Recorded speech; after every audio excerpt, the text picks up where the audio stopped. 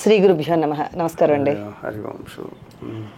వేదాంతం యొక్క పరమార్థం మోక్ష సాధనైనా, మానవ సేవే మాధవ సేవ అంటారు కదా. ఆ విధంగా సమాజంలో, ఈనాటి సమాజంలో మానవ చేస్తూ కూడా మోక్షానికి చేరువ కావచ్చా? ఓం శ్రీ గురుభ్యో నమః. వేదాంతం ద్వారా మోక్షాన్ని చేరవచ్చా అని. ముందుగా మోక్షం అంటే ఏమిటో తెలియకుండా మోక్షాన్ని చేరడం ఎలా? మోక్షం అంటే ఏమిటనుకుంటున్నారు మీరు? అది కూడా మీరే చెప్పాలి, అంతటా జ్ఞానులమ్మ. అంటే వేదాంతం అంటే ఏమిటో తెలియాలి, మోక్షం అంటే ఏంటో తెలియాలి. వేదమునకు అంత్యముగా కలిగేది వేదాంతము, అంటే ఉపనిషత్ భాగము అని అర్థం.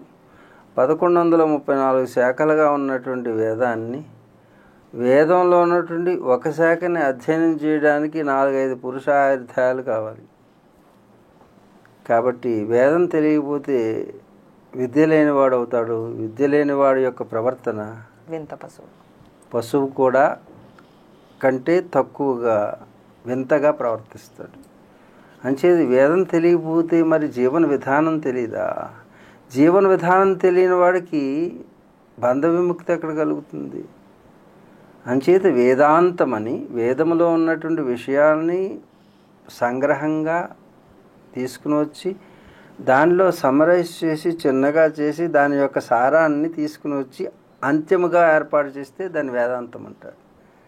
వాటిని ఉపనిషత్ భాగము అంటారు.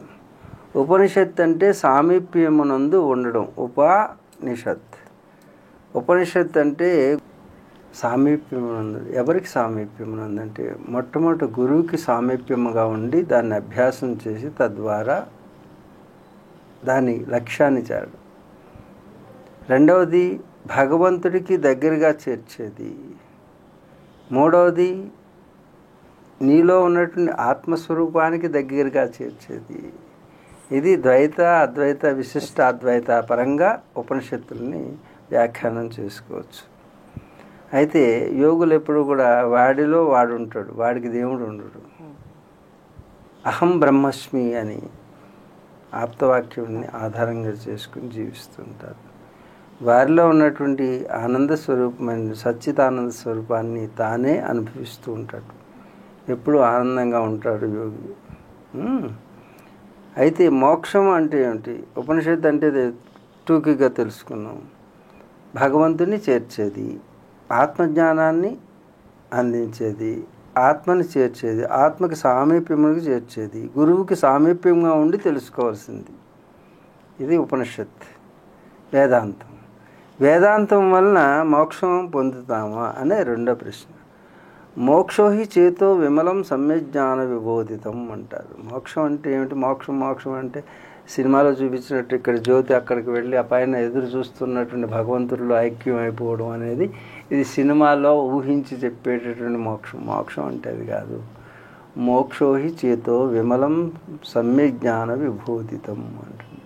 అంటే సరైనటువంటి జ్ఞానంతో పరిపక్వత చెందినటువంటి స్థితి పేరు మోక్షము. మోక్షం అంటే బంధ విముక్తి, అంటే వైరాగ్యం కలగడం. దేని మీదైనా సరే విరాగం. అటాచ్మెంట్ ఎంతో, డిటాచ్మెంట్ కూడా అంతే. డిటాచ్మెంట్ కాదు ఉండాల్సింది, నాన్ అటాచ్మెంట్. డిటాచ్మెంట్ అనేది విరాగం కాదు, నాన్ అటాచ్మెంట్. అతుక్కోకుండా ఉండడం, దాన్నే సమ్యక్ న్యాస ఇది సన్యాస అంటారు. దాన్ని సన్యాసం అంటారు. న్యాసం అంటే విడివడి ఉండడం, విడివడి ఉండడం. న్యాసం అంటే విడవడం. న్యాసం అంటే నివాసం అని కూడా వస్తుంది. అంటే ఇప్పుడు మహన్యాసం, దానిలో ఉండడం. చూడండి, ఆపోజిట్ వర్డ్స్ ఇవి. వదలడం, ఉండడం, రెండు న్యాసమే. ఉండడం అంటే భగవంతుల్లో ఉండడం, దీన్ని వదలడం. నేను అక్కడున్నానంటే ఇక్కడ లేనని అర్థమవుతుంది. అందుకే సంస్కృతంలో వ్యాఖ్యానం చేసేటప్పుడు ద్వైతము వస్తుంది, అద్వైతం వస్తుంది, విశిష్ట అద్వైతం. ఒకే శ్లోకానికి 3 చెప్పుకోవచ్చు, అలాగే 30 చెప్పుకోవచ్చు, 100 చెప్పుకోవచ్చు. అందుకే సంస్కృతం విస్తృతమైనటువంటి పరిధి కలిగినటువంటి భాష. అందుకు సంస్కరతి ఇది సంస్కృత. సంస్కరించేటటువంటి శక్తి కలిగినటువంటి భాష ఏదైనా ఉంటే సంస్కృతం.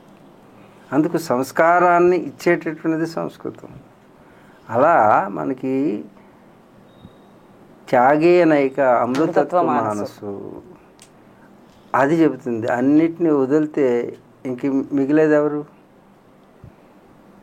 ఇప్పుడు ఈ స్టూడియో వదిలేసామనుకో, ఇల్లు వదిలేవనుకో, పిల్లల్ని వదిలేవనుకో, పిల్లల్ని వదిలేవనుకోమ్మా నువ్వు, తర్వాత ఈ బట్టలు వదిలేసావనుకో, ఇంక మిగిలేదు ఎవరు?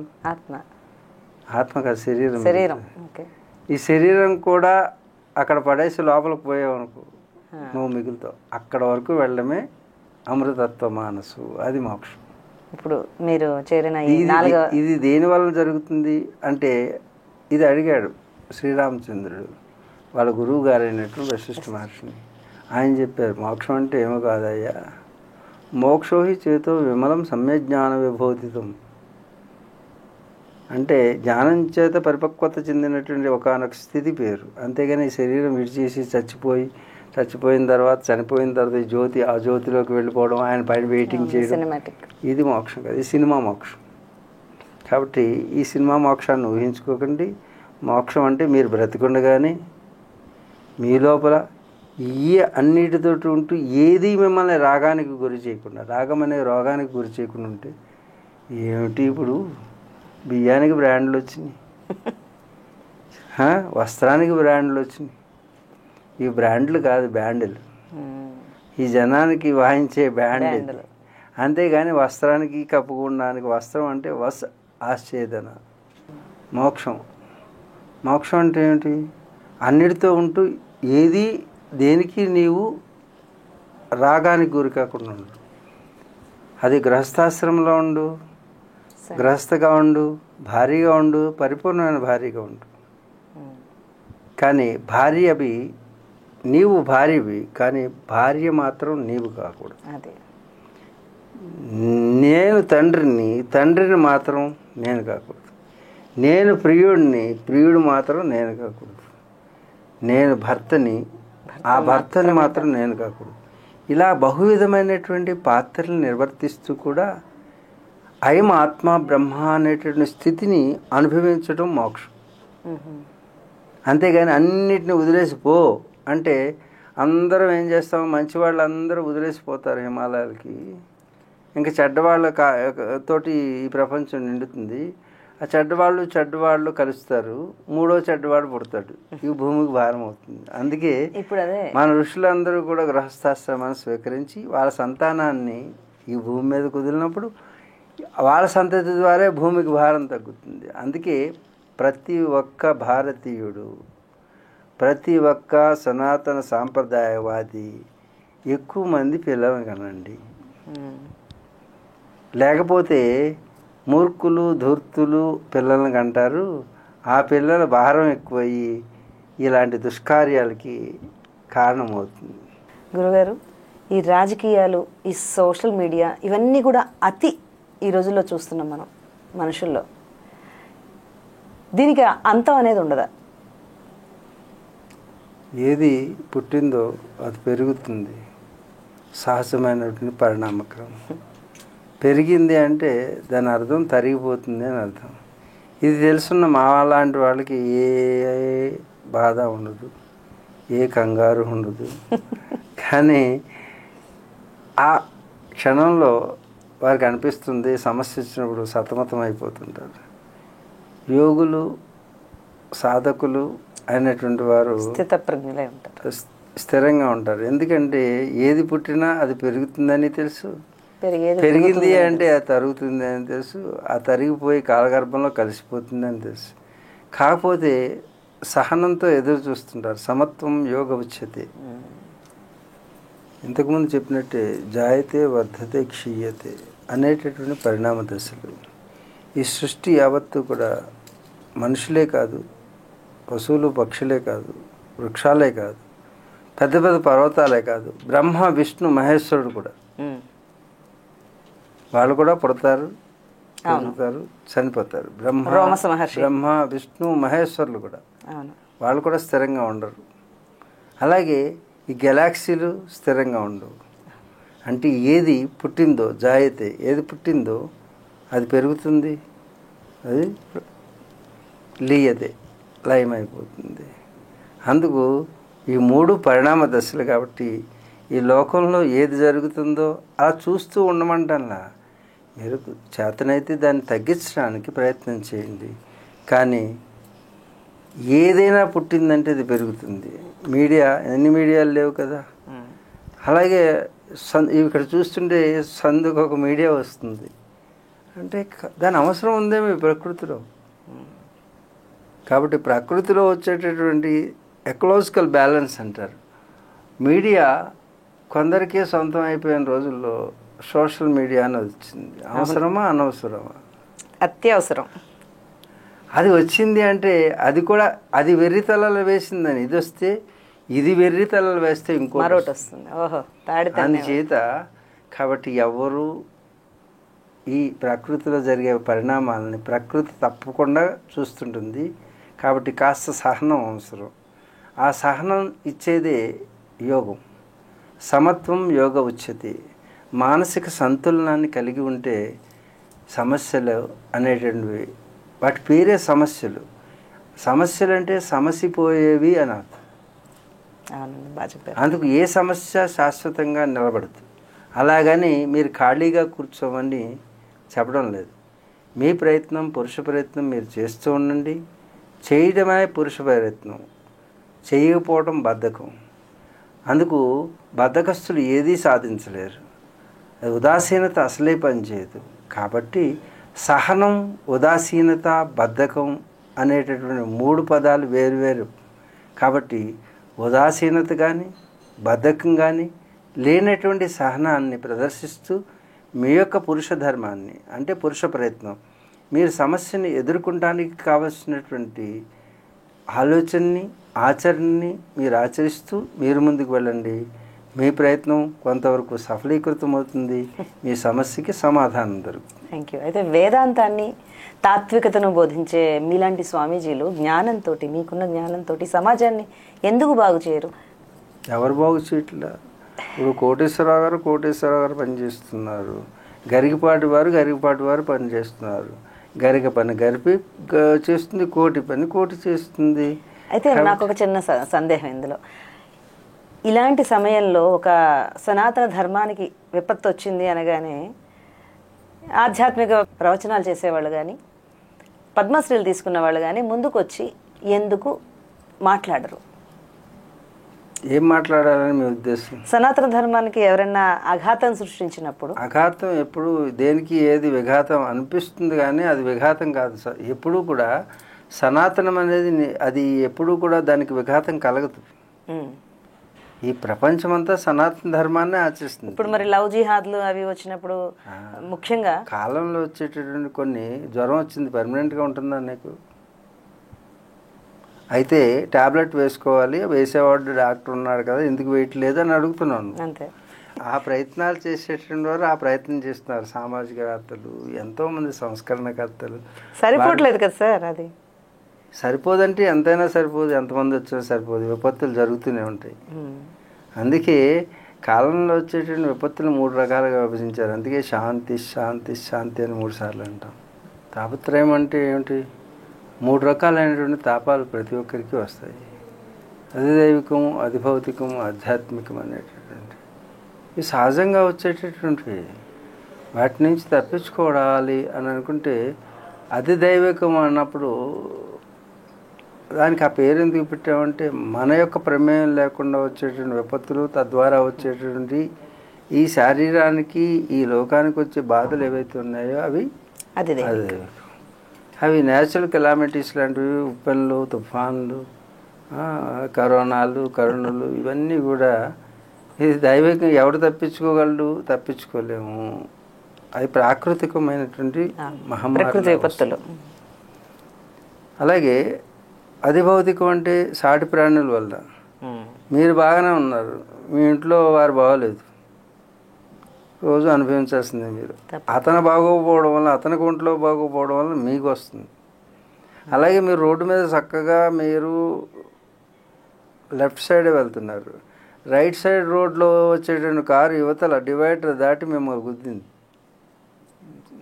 లేకపోతే వెళ్తూ ఉంటే పక్కింట్లో వచ్చి కుక్క కరిచింది మిమ్మల్ని. ఇవన్నీ భౌతికమైనటువంటి సాటి ప్రాణుల వల్ల మీకు కలిగేటువంటి బాధలన్నింటినీ కూడా అది భౌతికం అంటారు. ఆధ్యాత్మికం అంటే మీలో మీకు కలిగేటువంటి వ్యాధులు, మీలో కలిగేటువంటి మానసిక శారీరకమైనటువంటి మార్పులు, వాటి వలన వచ్చేటటువంటి బాధలు, వీటిని తాపము అంటే మీకు కలిగేటువంటి బాధల్ని తాపత్రయము అని అంటారు. 3 ఈ విధంగా మనకి బాధలు కలుగుతాయి. ఇది సహజమైనటువంటి పరిణామ క్రమంలో వచ్చేటువంటివి. వాటిని అధిగమించడం అనేటటువంటిది ఎవరు చేయాలి? మనలో వచ్చేటువంటి బాధను తగ్గించుకోవడం. మీలో వచ్చే బాధను మీరు తగ్గించుకోగలుగుతారు ఏదో ఔషధి స్వీకరణ. అలాగే సమాజంలో కూడా ఈ రకమైనటువంటి బాధలు వస్తాయి. దాంట్లో సామాజిక కార్యకర్తలు ఎవరైతే ఉన్నారో ఒక ఉమెన్ ఎంపవర్మెంట్ అంటారు కొందరేమో ఈ రకరకాల ఉద్యమాలు చేస్తున్నారు. కొందరు బాగా నడవాలంటారు, అదొక ఉద్యమం. కొంతమంది శ్వాస మీద ధ్యాస, రకరకాల ఉద్యమాలు చేస్తున్నారు. ఎవరి ప్రయత్నం వాళ్ళు చేస్తున్నారు. మా దగ్గరికి వస్తుంటారు చాలామంది. కొందరు వచ్చి అడుగుతారు, మీరేమిటండి స్వార్థపరులు, మీరు హిమాలయాల్లో గుహల్లో కూర్చుంటారు, సమాజంలో ఇంత దారుణం జరుగుతుంటే, ఇప్పుడు మీరు అడిగినట్టే సమాజంలో దారుణం జరుగుతుంటే, విఘాతం కలుగుతుంటే మీలాంటి వారు ఎందుకు వచ్చి మాట్లాడరు అని అంటారు. పెద్ద పెద్ద పొడవ కాళ్ళు ఉన్నాయి నీకు, పెద్ద చేతులు ఉన్నాయి, ఈ నోటి కంటే పెద్దవి ఉన్నావు కదా, మరి ఇవి మాట్లాడవచ్చు కదా. నోరే మాట్లాడాలి. నోరే ఎందుకు మాట్లాడాలి? వేటి పని అవి చేస్తాయి కాబట్టి నన్ను అడిగారు పెద్ద పారిశ్రామికవేత్త ఒక ఆవిడ, మొత్తం ధనం అంతా కూడా మా భర్త చనిపోయాడు. ఆవిడ వచ్చి నా దగ్గరికి వచ్చినది, మీరు చెప్పే విషయాలు ఈ లోకానికి ఇప్పుడు ఎంతో అవసరం, నా డబ్బంతా మీకు పెట్టుబడి పెడతాను, మన ధర్మాన్ని ప్రచారం చేయండి అన్నది. మంచి సంకల్పం. కొన్ని 100 కోట్లు పెడతానంది. ధర్మానికి ప్రచారం అక్కర్లే. అర్థమవుతుందా? ఏది ఎప్పుడు ఎక్కడ ఎలా జరగాలో అది అప్పుడు అక్కడ అలా జరుగుతుంది. ప్రకృతి నియమిస్తుంది. పైన సిద్ధాశ్రమ యోగులు దాన్ని మానిటరింగ్ చేస్తూనే ఉంటారు. కాబట్టి మీరేదో చేస్తున్నాము మేమేదో చేస్తున్నాము అని అనుకోకండి. కాకపోతే మీరు చేసిన సంకల్పం మంచిదే, కానీ మాకు బయటకు వచ్చేటువంటి ఆదేశం లేదు. ఎందుకంటే మా పని లోపల ఉండి చేసే పని. అర్థమైందా? ఛాంబర్లో కూర్చొని చేసేవాళ్ళు కొందరు, మీ బయట చేసేవాళ్ళు కొందరు, ఆఫీస్లో కొందరు, ఎడిటింగ్ చేసేవాళ్ళు కొందరు, అందరూ ఇక్కడే కూర్చున్నారు అనుకో, ఏ పని అవ్వదు. అలాగే నన్ను బయటకు రమ్మంటే, మిమ్మల్ని బయటకు రమ్మంటే, ఎడిటింగ్ చేయమంటే ఎలా కుదురుతుంది? మీరు ఇక్కడ యాంకర్గా ఉన్నారు, యాంకర్ పని చేయాలి. ఇక్కడ కెమెరామాన్ కెమెరా దగ్గర ఉన్నారు, ఆయన వచ్చి యాంకర్గా కూర్చుంటే కెమెరా పని ఎవరు చేస్తారు? అలాగే శరీరంలో ఉన్నటువంటి భాగాలు, మీ శరీరంలో ఉన్న భాగాలు కాళ్ళేమో నడుస్తున్నాయి, ఎన్నాళ్ళు నడవాలి అని ఎదురు తిరిగి అనుకోండి. పైన ఇంత శరీరాన్ని మోసుకుని నేను తిరగాల అని కాళ్ళు అని పొడవుగా ఉన్నాను, కళ్ళేమో పైన తింటే ఉంటాయి, అవి పైన పెట్టుకుని ఉన్నావు, నన్ను అసలు చేస్తున్నావు అని ఇవి అడిగినాయి అనుకో. కాళ్ళు అంటే నాకు దీర్ఘం ఉంది, దానికి కళ్ళు అనే అక్షరంలో కాయ ఉంది అని పైన పెట్టాను, దాన్ని ఎందుకు పైన పెట్టావు అని అడిగినాయి అనుకో. ఎవరి పని. అలాగే సమాజంలో కూడా యోగులు అనేటువంటి వాళ్ళు హిమాలయాల్లో ఉండి ఆ గుహల్లో ఉండి పని, మీరు లోపల గుహల్లో ఉండి మీ స్వార్థం కోసం పని చేస్తున్నారు. నేను అన్నాను, నీ కాళ్ళు ఏం చేస్తున్నాయి? నడుస్తున్నాయి. చేతులు ఏం చేస్తున్నాయి. నీ కళ్ళు చూస్తున్నాయి. మరి నీ లోపల కూర్చుని ఛాంబర్లో నీ బ్రెయిన్ ఏం చేస్తుందమ్మా అన్నాను. అంటే ఆ బ్రెయిన్ బయటకు వచ్చి పని చేయొచ్చు కదా. అన్నిటికీ ఆధారమై అన్నిటి పనులు చేయించడానికి తాను లోపల కూర్చోవలసి వస్తుంది. చూడండి, అంత ఇరుకు గదిలో కూర్చుని పాపం అంత చలిలోనూ, అంత -డిగ్రీల్లోనూ, అంత ఎత్తైన ప్రదేశంలోనూ, తిండి నిద్రాహారాలు లేకుండా మేము కూర్చుని ఉంటామే. ఇప్పటికి 40 సంవత్సరాల నుంచి అక్కడ ఉన్నాము. ఇప్పుడు బయటకు రావడానికి ఇక్కడ కొంత ఈ మెసేజ్ని పాస్ చేయడానికి పంపించారు. మళ్ళీ మేము వెళ్ళిపోతాం. మేము మీకు దొరికేవాళ్ళం కాదు, మళ్ళీ ఇక్కడ ఉండేవాళ్ళం కాదు. కాబట్టి ఆ మిషన్ ఏ మిషన్ అయితే ఉందో ఆ మిషన్ పూర్తి చేయడానికి ఇప్పుడు మీ అందరి ముందుకి రావడం జరిగింది. అయితే ఇలాంటి సమాజంలో ఇలాంటి ముసుగులో చాలామంది కొన్ని తప్పుడు పనులు చేస్తూ దొరుకుతూ ఉంటారు కూడా. ఇంకా ఒక రకంగా సనాతన ధర్మానికి హిందూ ధర్మానికి కళంకం తెస్తున్న వాళ్ళు వీళ్ళని ఎలా ఎదుర్కోవాలంటే? నాట్ ఓన్లీ హిందూ ధర్మం, అన్ని ధర్మాల్లోనూ అలాగా ప్రతి ఇంట్లోనూ మంచి చెడు ఉంటుంది. ఒక రోజు గడవాలంటే రాత్రి పగలు అవసరం, అర్థమవుతుందా? రోజు గడవాలంటే రాత్రి పగలు అంటే చీకటి వెలుగులు అవసరం. ఒక జీవితం గడవాలంటే కష్ట సుఖాలు అవసరం. అందుకు కష్టపెట్టే వాళ్ళు కష్టపెడతారు. ఆ కష్టపెట్టినప్పుడే సుఖం యొక్క విలువ తెలుస్తుంది, సుఖపడాలని నీకు అనిపిస్తుంది. లేకపోతే సుఖం కూడా దుఃఖం అయిపోతుంది. అందుకు ఇది వెలుగు నీడల సయ్యాట జీవితం, పాపపుణ్యాల కలయిక మానవ జీవితం, సుఖదుఖాల కలయిక మానవ జీవితం. ఎవరూ కంగారు పడకండి. అలాగని మీ పనులు మీరు చేయకుండా అనుకోండి. చెడు జరుగుతుంటే చూస్తూ ఉందామండి, రేపొద్దున మంచి జరుగుతుంది అనుకోకండి.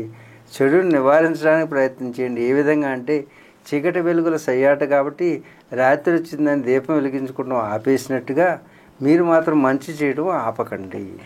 ఇప్పుడు మీరు కనిపిస్తున్నది మన హిందూ ధర్మ సనాతన పరంపర. ఇది ఒక సన్యాసాశ్రమంలో ఉన్నారు.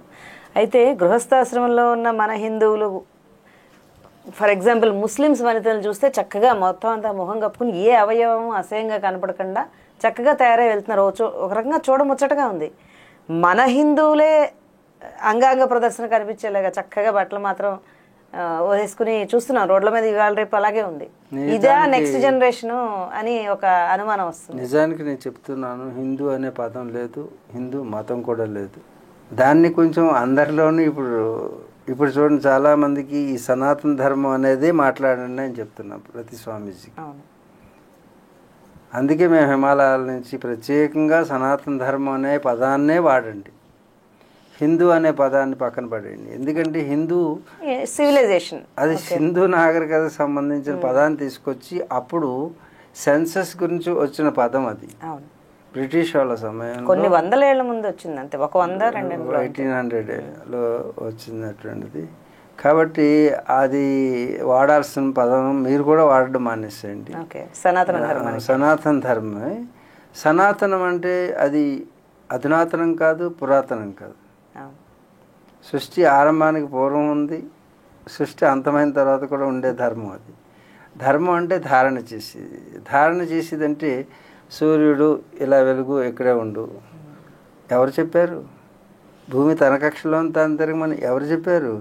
ఎవరు చెప్పకుండా తనకు తానుగానే తన యొక్క నియమాన్ని, తన యొక్క ధర్మాన్ని తాను ఆచరిస్తూ తన కక్షలో తాను ఉండడం సనాతన ధర్మం.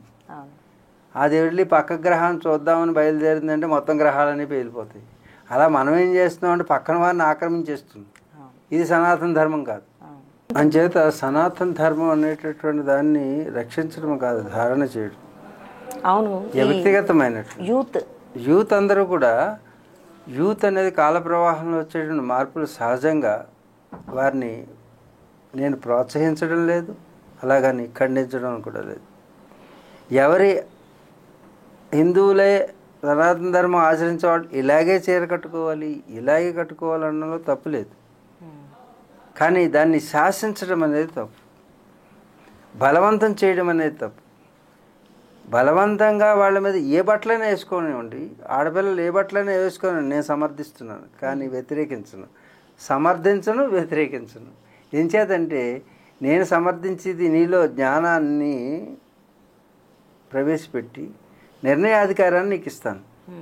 అప్పుడు సనాతన ధర్మం అంటే ఏమిటో తెలియకపోయినప్పుడు వాళ్ళు ఎలా ఆచరిస్తారు? అంచేత సనాతన ధర్మం అంటే ఇది అని పిల్లలకి చెప్పేటటువంటి తల్లిదండ్రుల నుంచి మొదలవ్వాలి. అంతేగాని గురువులు మీరు వచ్చి చెప్పండి, మీరు కాదు, ఇంట్లోంచి రావాలి. ముందు ప్రథమ గురువు తల్లి, ఒడే బడి. ఏంటి ఒడే బడి? తల్లి ఒడే ప్రథమ బడి. అంచేత తల్లి దగ్గర నుంచి ఆవిడ మాత్రం మంచి మంచి బట్టలు వేసుకుని కనపడుతుంది. ముసలి అయిన తర్వాత సనాతన సాంప్రదాయం అంటే కుదరదు. ఆవిడ యంగేజ్లో ఉన్నప్పుడు యొక్క ప్రభావం ఏదైతుందో అది డిఎన్ఏలో రికార్డ్ అవుతుంది. నీ నుంచి వచ్చిన బిడ్డకి అదే మరలా ఆ డిఎన్ఏలోంచి ఉత్పత్తి అవుతుంది ఈ రోజుల్లో. అందుచేత ధర్మం అనేది నువ్వు ఆచరిస్తే నీ వెనక నువ్వు చెప్పకుండా వాళ్ళు ఆచరించేటట్టుగా చేయాలి, కానీ కండిషనల్గా ఉండకూడదు. చూసి నేర్చుకుంటారు. మీరేమో పలానా చోట పార్కులో కనపడితే మేము పెళ్లి చేసేస్తాం. ఇంత దౌర్జన్యం చేయకూడదు. నీవు వాళ్ళని పార్క్లో తిరగనివ్వడం కాదు, సనాతన ధర్మం యొక్క విలువల్ని నేర్పండి. అది కుటుంబంలోంచి రావాలండి. అప్పుడు లవ్ జిహాదులు ఇవన్నీ కూడాను జరుగుతున్నాయంటే నీ వీక్నెస్. ఎస్, ఇప్పుడు నీ మీద నేను చెయ్యి వేస్తున్నానంటే నువ్వు వేయించావు. నేను మూర్ఖుణ్ణే, కానీ నువ్వు విజ్ఞతతోటి ఎలా తప్పించుకోవాలనేది అవతల వాడిలో అది ప్రవేశపెట్టగలిగితే ఆ స్మార్ట్నెస్ ఉండాలంటారు. నో, నీ ధర్మం ఏదో వాళ్ళకి నేర్పడం లేదు.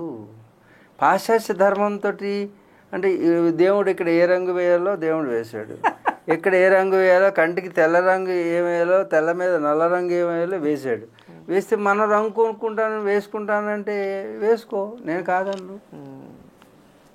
నీ ప్రొఫెషన్కి అవసరం అయితే వేసుకో, వేసుకోకూడదని నిర్దేశించడానికి నేను ఎవరు? అంచేత ధర్మం అనేది వ్యక్తిగతమైనది, వ్యవస్థాగతం కాకూడదు.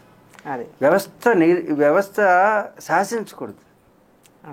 నాలాంటి వాడు వచ్చి మీరు చెప్పచ్చు కదా వాళ్ళకి అంటారు. నేను నా పిల్లకే చెప్పను, అది తెలుసుకునేటట్టు చేస్తాను. అంటే లోపల జ్ఞానం అనేది నేను ఆచరిస్తూ వెళ్తుంటాను. నేను ఆచరిస్తూ వెళ్ళి నా బిడ్డను కన్నాను కాబట్టి ఆ బిడ్డ వాడేమంటాడు, మేము తెలుసో తెలియకో తాగేమండి, అప్పట్లో వీడు కూడా తాగుతున్నాడని మీరు చెప్పండి అంటాడు. తప్పు. అప్పుడు తాగాడట వయసులో.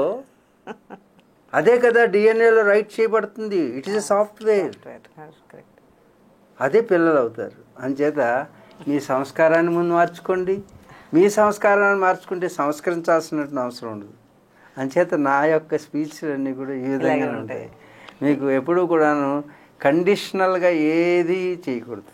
అదే ధర్మం అయినా అది ఫలానా ధర్మంలో ఇలా చేసేస్తున్నారండి, బలవంతంగా మారుస్తున్నారంటే దట్ ఈజ్ యువర్ వీక్నెస్. అవతల ధర్మం వాళ్ళు నిన్ను మార్చగలిగారంటే దే ఆర్ గెయినింగ్. వాళ్ళు చేసినట్టు స్ట్రాంగ్గా ఉన్నారు. వాళ్ళు నీకంటే స్ట్రాంగ్ అని వాళ్ళు మార్చగలుగుతున్నారంటే నువ్వు కూడా అలా చేయగలుగువా అంటే నీకంటే వర్క్ వాళ్ళు బాగా చేస్తున్నారని నా ఉద్దేశం. అంచేత మీరు కూడా బాగా పనిచేయండి, అందులో మీరు కూడా రండి అని అనొచ్చు. కానీ మా పని మాకున్నది. మాకు మీరు అనుకునే సమాజం చాలా చిన్నది. మాకు ఈ ప్లానెట్, ఈ అనంత విశ్వంలో చాలా స్పెక్ అంటే ఒక ఇసుకరేణు అంత ఈ భూమండలం. మేము భూమండలం కోసం పనిచేయట్లా, అనంత విశ్వం గురించి, విశ్వ కళ్యాణం గురించి పనిచేసేటటువంటి పాత్ర మాది. కాబట్టి సామాజిక ఉద్ధరణకి మేము పనికిరాని వాళ్ళం, అసక్తులం. సమాజాన్ని ఉద్ధరించడానికి, మీరు అనుకునే సమాజాన్ని ఉద్ధరించడానికి మేము లేము. ఈ విశ్వ కళ్యాణం కోసం చేసేటటువంటి చిన్న సమిధను నేను. సమాజాన్ని ఉద్ధరించడానికి సామాజిక కార్యకర్తలు సమాజంలో అనేక రంగాల్లో నిష్ణాతులైన మహానుభావులు ఉన్నారు. వాళ్ళందరూ కూడా పనిచేస్తున్నారు. వాళ్ళందరికీ కూడా హిమాలయ యోగుల నుంచి ఆశీర్వాద బలం, శక్తి వాళ్ళకి అందుతూనే ఉంటుంది. అయితే పైన ఉన్నటువంటి మెదడు ఏ విధంగా అయితే కింద ఉన్నటువంటి ఇంద్రియాలన్నిటికీ శక్తినిస్తుందో, అలాగే మా హిమాలయ యోగులందరూ కూడా హిమాలయ గుహల్లో ఎంతో ప్రతికూలమైనటువంటి వాతావరణాన్ని అనుకూలతగా అనుభవిస్తూ మీ అందరికీ శక్తినివ్వడానికి వారు పనిచేస్తున్నారు. అందులో భాగంగా మేము కూడా పనిచేస్తున్నాం. మేము పని చేయకుండా కూర్చున్నాము అంటే కూర్చుని ఉన్నవాడే, స్థిరంగా ఉన్నవాడే మిగతా అన్నిటికీ శక్తినిస్తారు. ఇక్కడ స్థిరంగా బ్రెయిన్ ఉండడం వల్లనే మిగతా శరీర భాగాలన్నీ పనిచేస్తున్నాయి. కాబట్టి హిమాలయ యోగులు అందరూ కూడా పనిచేస్తున్నారంటే ఈ శరీరం అనేటటువంటి ఈ సమాజం ప్యారలైజ్ కాకుండా చూడడానికి వాళ్ళు పనిచేస్తున్నారని తెలుసుకోవాలి. సర్వం శ్రీ సూర్యనారాయణ పరబ్రహ్మార్పణమస్తు. ఓం శాంతి శాంతి శాంతి. హరి ఓం తత్సత్. సమస్తలోకా సుఖినో భవంతు. సమస్తలోకా సుఖినో భవంతు. సమస్తలోకా చరాచర శ్రేయో భవంతు. ఓం శ్రీ గురుభ్యో నమః.